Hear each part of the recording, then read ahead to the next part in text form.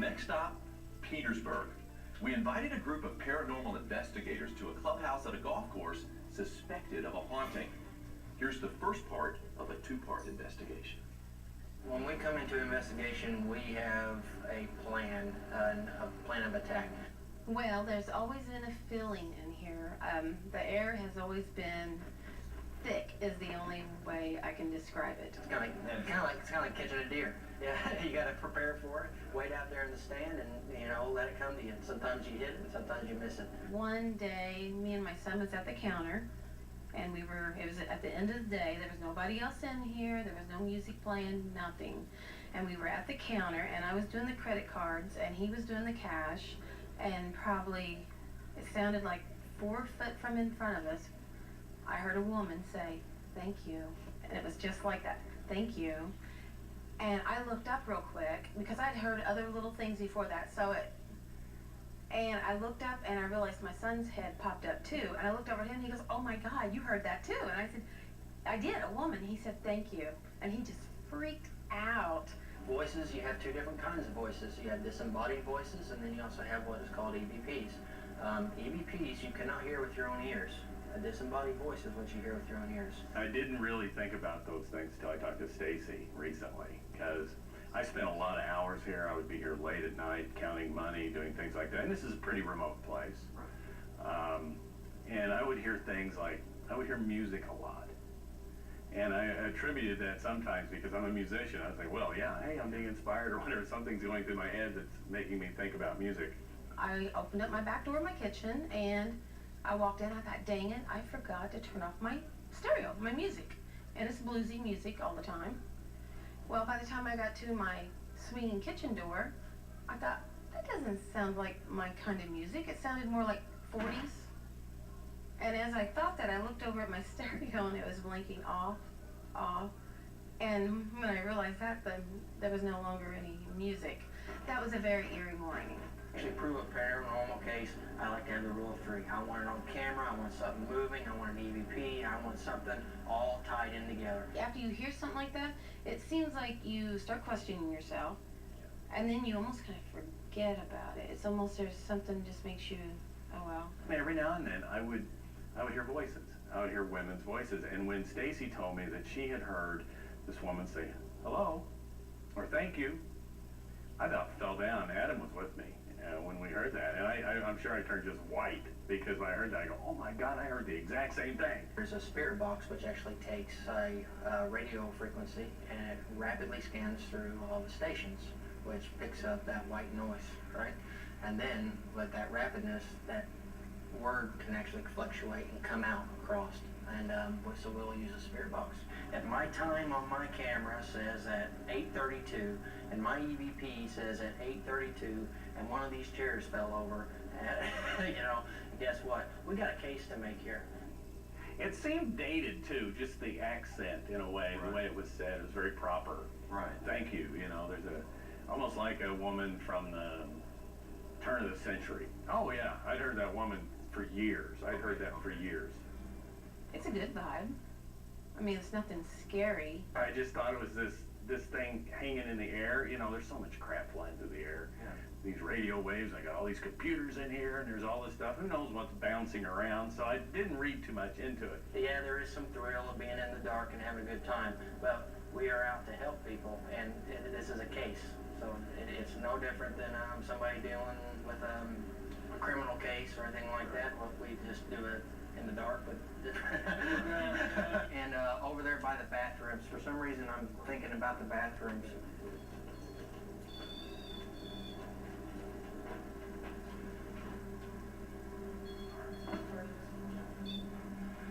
All right, if there's a spirit in here, we've come here to try to communicate to you. Do not be afraid of us.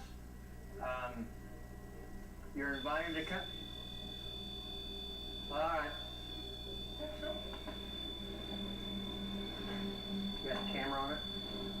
Can we get these lights turned off? Well, later on, we're going to find out what all that buzz was about. But after the break, I'm going to show you just how much fun we had not finding UFOs or Bigfoot.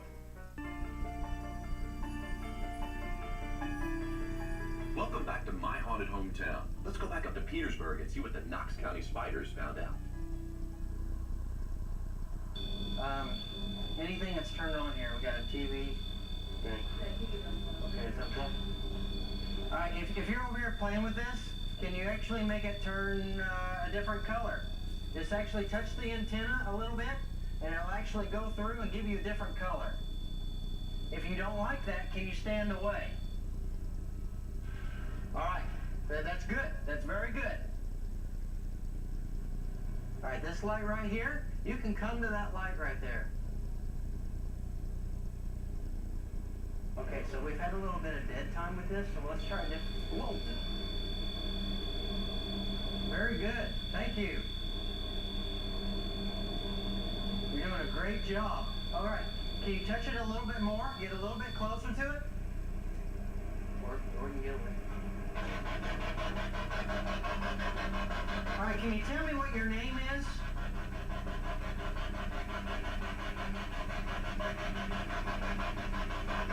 Was that you that came over here and touched that light?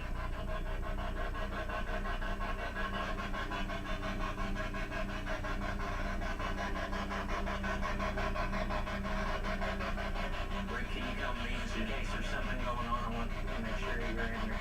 In the kitchen of the clubhouse, there's just a certain vibe going on back there. You like being in here?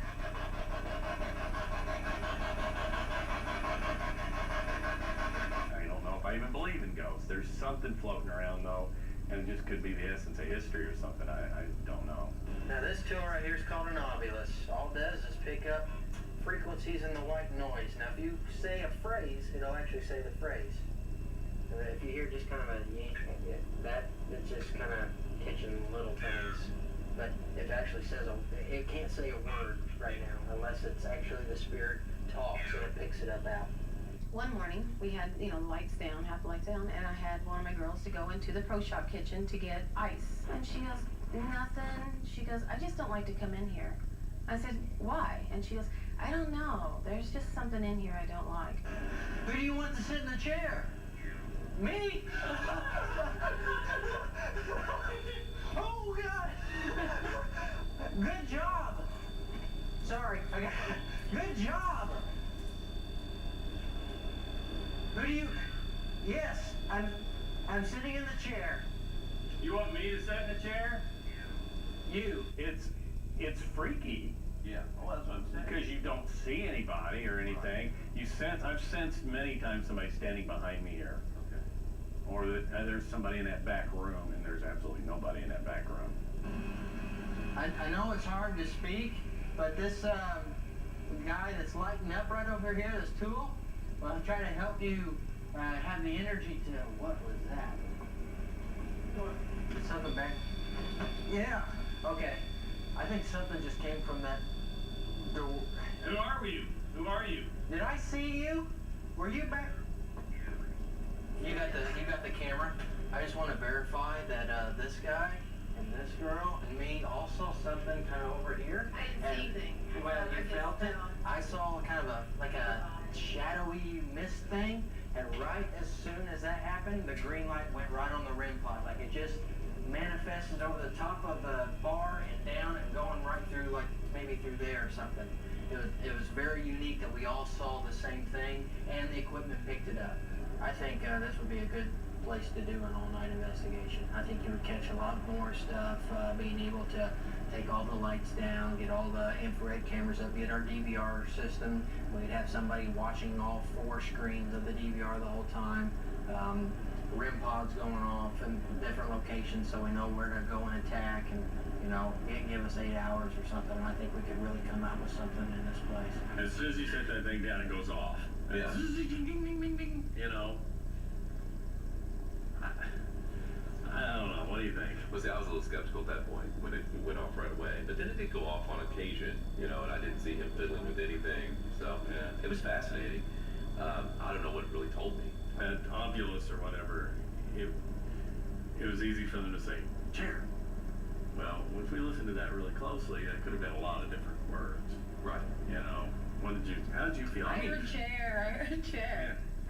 I kept thinking, it was talking about you. Yeah. chair, because you said you felt something in the chair all the time. I It don't know. was eerie when that whatever Yes. moved across that back wall. Because I didn't see And that. I sensed Yeah. something coming through there, but I didn't know what it was. I didn't see it, but I just I felt a didn't cold, see and, my hairs on my neck, Right, well, it's right by you. See, I was over here on the other side of the counter. I didn't see anything. I was too busy looking at all the devices going off, because Yeah. they were at that time. So there's a little shock and awe going on. Yeah, pretty much was. I wish you would have said something. Something more than, that would apply to what we were asking for. Yeah. Something more than chair. And it's like she said, I spent so much time in that chair, then maybe Right. maybe that was the key. He was, just really getting excited, about what he was seeing. It's almost like, I thought it was almost like something he'd never seen before. Now turn to the camera, like we're on TV, and say, "We'll be right back." Are you really? You want me to do No. that? We'll be right back. Well, that's it for my haunted hometown. Join us next Halloween if they let us out of here. Let us. Rick, get up.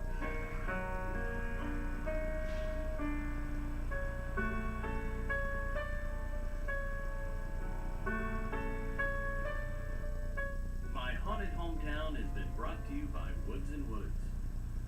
Woods and Woods, working for you.